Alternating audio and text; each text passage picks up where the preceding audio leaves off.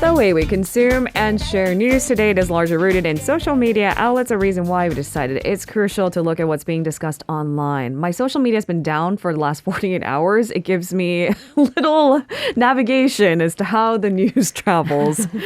I need my social media minute update. We're joined by Erica for this. Good morning. Good morning. What do you mean your social media has been down for the last 48 hours? Apparently, if you don't use your social media so frequently and things start to happen, because I shared my big news that, yes, in fact, I'm getting married. I said that for the first time on air, by the way.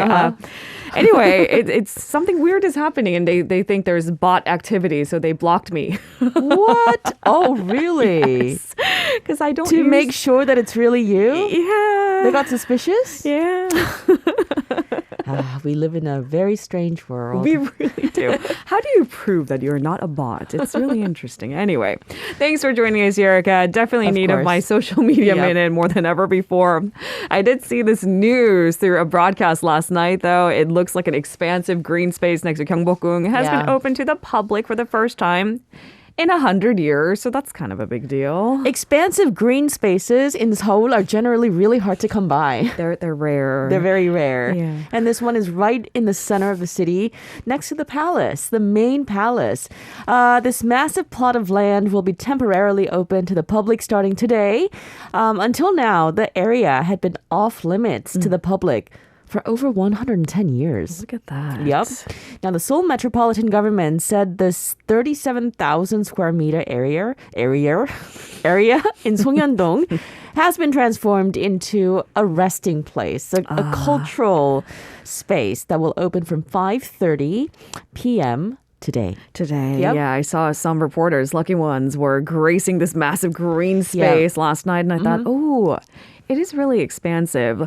Again, it's a rarity, and it's also about just generally not having enough rest areas for Seoulites and visitors alike. I think one of the biggest criticism that architects bring up in the city of Seoul is that we just don't have enough benches anywhere. Right. Parks anywhere. So here you go, a massive park. There used to be high walls, apparently, and passerby couldn't even get a glimpse of what was inside. That's true. And now it seems the walls are gone. Yeah. Well, the wall is still there, but it's lower. The wall used to be 4 meters high. It's been lowered to 1.2 meters. Okay. So even somebody of my stature could like see what's going on over the wall. It's basically a lush green space that sits between Gyeongbokgung Palace. Nearby is Bukchon Hanok Village as well. Insadong.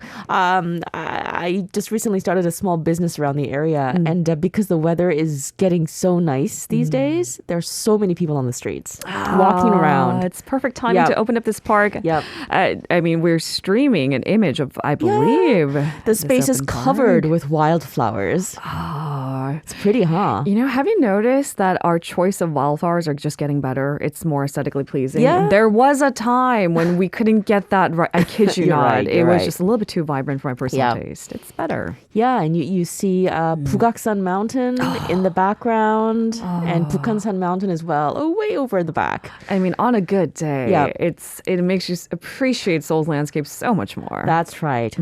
I do wonder, this area going forward, will it be used for it's as a cultural space? It's been designated as the site for a museum, which will house artwork donated by the late Samsung chairman Lee Gon-hee. The land until then will be used as a resting area for people. Now, this land has a historical significance as well. It was where the royal family lived during the Joseon dynasty. It was then used as a residence for the staff of the U.S. Embassy from 1945 to 1997 before it was purchased by Samsung Life Insurance and then Korean Air. It became public property in June of 2020 and was selected as the site for the Lee Gon-hee Museum last November. We're just getting a lot more museum districts now, aren't we? Look at that. I lived in that area for almost a decade, and it looks so unfamiliar to me. Just that vast open greenness. You know what I mean? It makes it look so much better and approachable even, Yes. right? I can't wait to just lie out on the grass. Will I get in trouble for that? No. Sometimes they do that. No. The grass is for to be observed, not to be lying Take down. bagel with you. That would take a great amount of courage and patience. I would just go alone, no offense. Now, visitors are welcome to stroll across this expansive green plaza. It's open to the public starting today. Yes, and it will be open for 2 years until December of 2024. That's when the construction for the museum kicks off. So they made sure that we would enjoy it before they start the construction process. Yes, and thank you for that.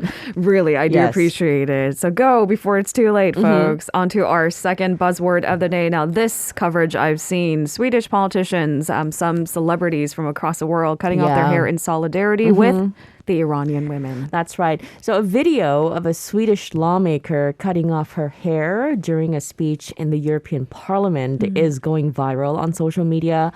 Iraqi-born Abir al-Salani made this bold move in Strasbourg, France, standing in solidarity with the Iranian women. And before she walked off the stage, she said in Kurdish, "Women, life, freedom. Until the women of Iran are free, we are going to stand with you." Now, at the same time, she vocally criticized members of the European Parliament for keeping silent and refusing to speak out about the issue that has gripped Iran in recent weeks. It's been all over the news for sure. Al-Salani told the press, quote, "Enough of the press releases now. Enough of the mumbling. It's time to speak out. It's time to act." And with her bold move in front of a large group of people who can clearly wield that influence, it was a solemn moment. Yes. All right, so the symbolic gesture by the Swedish lawmaker comes amid widespread protests in Iran and now subsequently through social media, many other people across the world joining in. Yes. It has emerged in response to the death of a 22-year-old Masha Amini after her arrest for allegedly violating the Islamic Republic's strict dress code. Her hair dress wasn't on properly. She was taken into custody by the local morality police. That's right. And then she died a few days later. Protests have been staged in dozens of cities across Iran. And it's evolved into the most widespread challenge to Iran's leadership in years. At least 133 people have reportedly been killed in the anti-government protests, which have turned quite violent. The protests have now spread to schools, universities, and even high schools. Other women around the world have also been seen cutting off their hair in condemnation of the Iranian government. I've seen Oscar-winning stars take on... Marion Cotillard, Juliette Binoche, other French screen and music stars have joined the movement on social media. They've been filming themselves chopping their hair and sharing the clips on social media platforms. And we're sharing the images at least There's of Juliette the two Binoche actors on the left and Marion Cotillard on the right. Right, and it's not just the famous people, is it? No. It seems a lot of people are joining in on the That's movement, right. speaking out for repressed women's rights in Iran. Yeah, Iranian President Ibrahim Raisi on Tuesday appealed for national unity. Obviously, he's feeling the pressure, and he's trying to pacify public anger against the country's rulers. He acknowledged that the Islamic Republic had weaknesses and shortcomings, but he repeated the official line that the unrest that was sparked last month by the death of the woman was a plot by Iran's enemies. So it's just repeating the rhetoric. The same narrative and saying this is not an internal problem, but something that's perpetuated by the outside world namely the United States. But again, I guess if there was a consensus around this topic, we wouldn't be talking about it. Of course, there will be a continuous tug of war. The social unrest in the month afterwards doesn't seem to be dying down at all. All right, with that, we move on to our final buzzword of the day. It's sudden, right? He's Very relatively sudden. young. Yes. He was, from what we assumed from afar, we thought he was healthy. Tottenham's assistant coach has passed away at the age of 61. Yes. And Tottenham Hotspur announced on social media the news. Gian Pietro Ventrone, he passed away from leukemia. He was just 61 years old. Yeah. And he was Spurs fitness coach, and he was a longtime friend friend and collaborator with Tottenham head coach Antonio Conte, and he was known as the Marine from his time at Juventus, and he was known as the primary reason why Conte's teams had such incredible fitness levels, and he pushed his players extremely hard. He was very well known for that. A lot of the players on the Tottenham team has been vocal about that. We've seen training sessions, and it looked tough from afar even, right? Now the infamous training session in Seoul after Tottenham's first preseason friendly in South Korea is an example of how hard he pushed the players. I remember him posting a picture of Son Heung-min, of course. Yes. It got a lot of coverage. That's right. But you know what? He really pushes players, but he was really loved by his players as well. He was known as a kind, friendly, and encouraging soul. Player Matt Doherty says that, if a fitness coach pushes the players to their limit, runs them ragged, one tends to come to dislike the coach. But Gian Pietro was an exception. Everyone apparently loved him, and that was the reason why the players did whatever he asked them to do on the field. It's interesting how persuasion works, I know. right? You were thinking yelling and screaming, which has been part of, I guess, sports and highest level of athleticism. Yeah. But here it was kindness paired with gruesome push. Yeah, we're streaming a photo of Gian Pietro Ventrone and Son Heung-min sharing a long hug recently. Son Heung-min, in fact, credited his relationship with Ventrone as something that helped him while he was struggling with his form in the early part of the season. He said this about Ventrone afterwards. He said, he's a killer. He's a killer, but I have a really, really good relationship with Gian Pietro. His English is not perfect.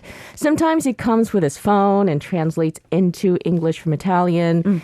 And it means a lot. He said it's not just about football, but he gave him a lot of great life advices, and he's been next to him and every staff member throughout. I mean, he joined the team in November last year, so slightly less than a year, but again, he is a man who will be greatly missed. And his legacy and reputation clearly preceded him. It seems that the passing of any greats, it's tough for, I think, industries to swallow, but this is the latest story. Yes. May he rest in peace. May he rest in peace. And there will be a remembrance of his life and work in football before the kickoff at the Amex Stadium in Brighton on Saturday. Sounds special. Thank you so much, Erica, for a week's worth of coverage. In fact, it's Friday.